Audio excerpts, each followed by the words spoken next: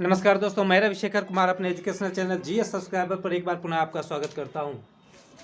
दोस्तों, हमने सुपर 10 के अंतर्गत करंट अफेयर्स का चौथा सेट आपके सामने प्रस्तुत किया है और प्रस्तुत करने के लिए जा रहा हूं।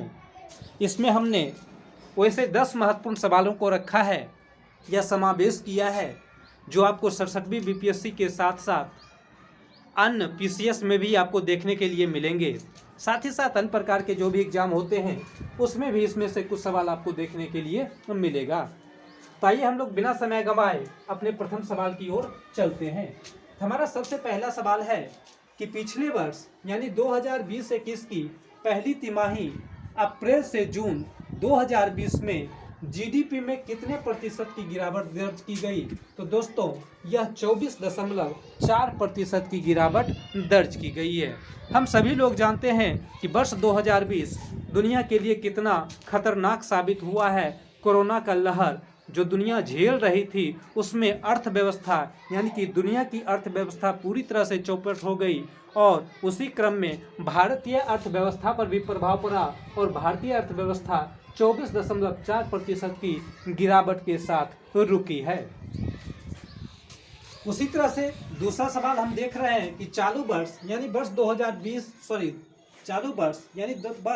2021 की पहली तिमाही में जीडीपी में कितने प्रतिशत की वृद्धि दर्ज की गई है? इसमें दोस्तों 20.1% की वृद्धि दर्ज की गई है। यहाँ आप ध्यान रखेंगे कि 2020 में या 2020 की पहली तिमाही यानी अप्रैल से जून में भारतीय अर्थव्यवस्था काफ़ी गिरी है, यानी कि भारतीय जीडीपी में 24.4% की गिरावट दर्ज की गई, जबकि वर्ष 2021 की पहली तिमाही यानी कि अप्रैल से जून 2021 में भारतीय अर्थव्यवस्था कोरोना के दूसरी लहर को झेलते हुए भी 20.1% के वृद्धि के साथ दर्ज किया गया है या उसमें 20.1% की वृद्धि दर्ज की गई है। दोस्तों, यहाँ ध्यान रखेंगे इन दो सवाल में से एक सवाल आपको 67वीं बीपीएससी में देखने के लिए निश्चित रूप से मिलेंगे। आइए हम लोग तीसरा सवाल देखते हैं। तो तीसरा सवाल है कि भारत सरकार ने किस वर्ष तक देश में अक्षय ऊर्जा की स्थापित क्षमता 450 गीगावाट करने का लक्ष्य रखा है? तो दोस्तों, वह समय 2030 तक रखा गया है, यानी भारत वर्ष 2020 तक 450 गीगावाट अक्षय ऊर्जा तैयार कर लेगा। यहाँ पर आप ध्यान रखेंगे, यानी कि सवाल 3 से लेकर के सवाल 10 तक आपको इसी ऊर्जा से संबंधित मिलेंगे, जिसे हमने एक खाका में रखने का कोशिश किया है और इसी खाका से यहाँ सवाल भी लिए हैं और यह सवाल हम इसी खाका के आधार पर आपको समझाएंगे भी। तो सबसे पहला सवाल यानी कि इस खाका के अनुसार पहला सवाल और क्रम में तीसरा सवाल है कि भारत सरकार ने किस वर्ष तक देश में अक्षय ऊर्जा की स्थापित क्षमता 450 गीगावाट करने का लक्ष्य रखा है? तो वह आंसर आपका होगा 2030 ईस्वी तक। दोस्तों, यहाँ पर अक्षय ऊर्जा हम वैसे ऊर्जा को कहते हैं जिसका कभी क्षय नहीं होता है, यानी अगर हम बात करें कि सौर ऊर्जा से प्राप्त ऊर्जा अक्षय ऊर्जा कहलाती है। इस ऊर्जा से हमें थोड़ा सा भी प्रदूषण नहीं प्राप्त होता है, यानी अक्षय ऊर्जा हम वैसे ऊर्जा को कहते हैं जो पूरी तरह से प्रदूषण रहित होता है। और इस अक्षय ऊर्जा के अंतर्गत हम वैसे ऊर्जा को रखते हैं जिसका नवीकरण होते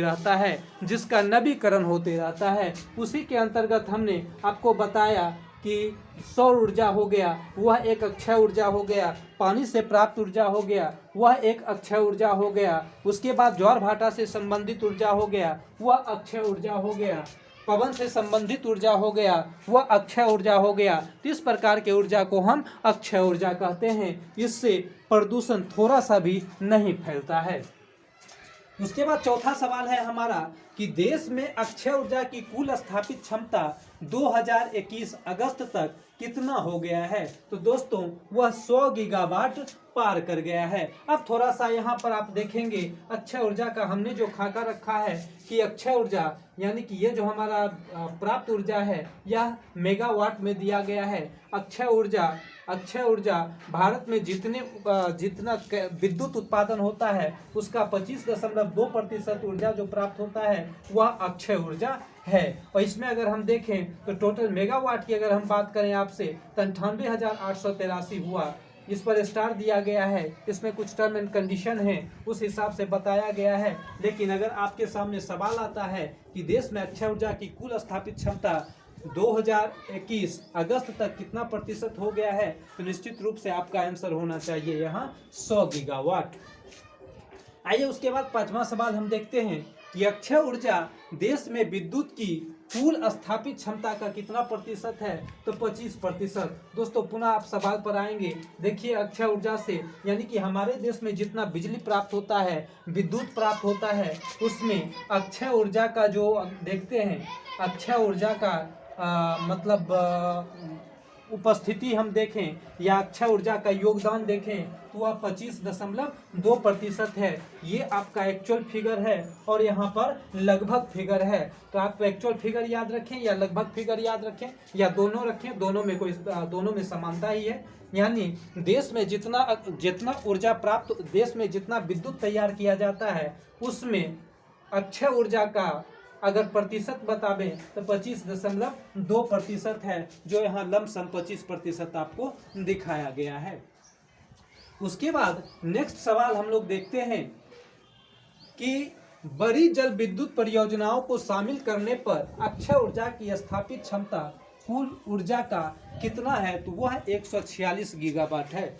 दोस्तों आप यहाँ पर देखेंगे हाइड्रो के अंतर्गत यानी बड़ी जल विद्युत परियोजनाएं हैं, इसको हमने अलग करके रखा है। यहाँ पर हमने टोटल में इसको नहीं जोड़ा है। अगर टोटल को हम जोड़ देते हैं तो यह 146 गीगावाट हो जाता है। जबकि हम अक्षय ऊर्जा के अंतर्गत केवल देखते हैं इसको छोड़ करके, किसे छोड़ करके था, हाइड्रो को छोड़ करके, तो 100 गीगावाट होता है। लेकिन जब इसी में हम बड़ी जल विद्युत परियोजनाओं को जोड़ देते हैं तो यह हमारा जोड़ करके 146 गीगावाट हो जाता है। उसके बाद है देश में विद्युत की कुल स्थापित क्षमता का लगभग कितना प्रतिशत तापीय ऊर्जा से प्राप्त होता है। यानी सवाल कहता है दोस्तों कि देश में जितना विद्युत प्राप्त होता है उसमें तापीय ऊर्जा का कितना योगदान होता है। तो तापीय ऊर्जा का हमारा जो योगदान होता है वह 60.9% होता है। यानी कि कोयला, लिग्नाइट, गैस और डीजल से प्राप्त ऊर्जा जो है वह तापीय ऊर्जा के अंतर्गत आता है। दोस्तों एक बार पुनः ध्यान देंगे कि गैसीय कोयला तापीय ऊर्जा के अंतर्गत कोयला, लिग्नाइट, गैस एवं डीजल से प्राप्त जो ऊर्जा है वह तापीय ऊर्जा कहलाता है। जिसमें हम देखते हैं कि सर्वाधिक जो हमें विद्युत प्राप्त होता है वह तापीय ऊर्जा से प्राप्त होता है। यहाँ पर एक संभावित सवाल को पुनः सुन लें कि भारत में कुल विद्युत उत्पादन में सर्वाधिक उत्पादन किस ऊर्जा से होता है तो वह तापीय ऊर्जा से होता है। हमने बताया कि तापीय ऊर्जा के अंतर्गत कोयला, लिग्नाइट, गैस और डीजल आ रहा है। यानी कोयला, लिग्नाइट, गैस और डीजल से प्राप्त ऊर्जा तापीय ऊर्जा कहलाती है, जिसका टोटल अगर हम फिगर देखें तो 60.9% का योगदान है। उसके बाद दोस्तों हमने सवाल रखा है देश में विद्युत की कुल स्थापित क्षमता का कितना प्रतिशत विद्युत कोयला से प्राप्त होता है। तो यहाँ पर देखेंगे दोस्तों 52.6%। 52.6% विद्युत जो प्राप्त हमारे पास होता है वह कोयला से प्राप्त होता है। पहले भी हमने आपको बताया कि तापीय ऊर्जा के अंतर्गत कोयला, लिग्नाइट, गैस और डीजल सबको हम मिला देते हैं तो वह 60% हो जाता है। जबकि तापीय ऊर्जा के अंतर्गत केवल कोयला का योगदान हम देखते हैं तो 52.6% विद्युत जो हमें प्राप्त होता है वह कोयला से प्राप्त होता है। उसके बाद नेक्स्ट सवाल हम लोग देखने के लिए जा रहे हैं नाभिकीय ऊर्जा से प्राप्त विद्युत का कितना प्रतिशत।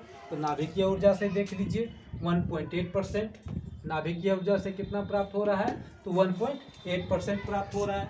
10वां सवाल है, कुल विद्युत उत्पादन में अक्षय ऊर्जा से प्राप्त विद्युत का प्रतिशत कितना है, तो 25.2% है। ये सवाल 2 बार आ गया है। इस सवाल को हमने एक बार और आपके साथ चर्चा किया है, आप देखेंगे तो मेरे ख्याल से ये सवाल आपका हो गया सवाल नंबर 5 और सवाल नंबर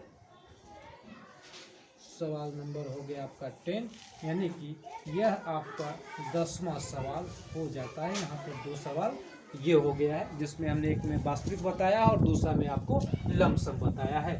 तो दोस्तों यहाँ से आपको एक सवाल देखने के लिए निश्चित रूप से मिलेगा। आप इसे बार बार देखें, 1-2 बार देखेंगे आपको इसके बारे में पता हो जाएगा। इस खाका को देखेंगे, खाका भी आपको समझ में आ जाएगा। अगर समझ में ना आवे तो निश्चित रूप से आप कमेंट करें, फिर हम दूसरे क्लास में या दूसरे वीडियो में हम आपको समझाने का प्रयास करेंगे।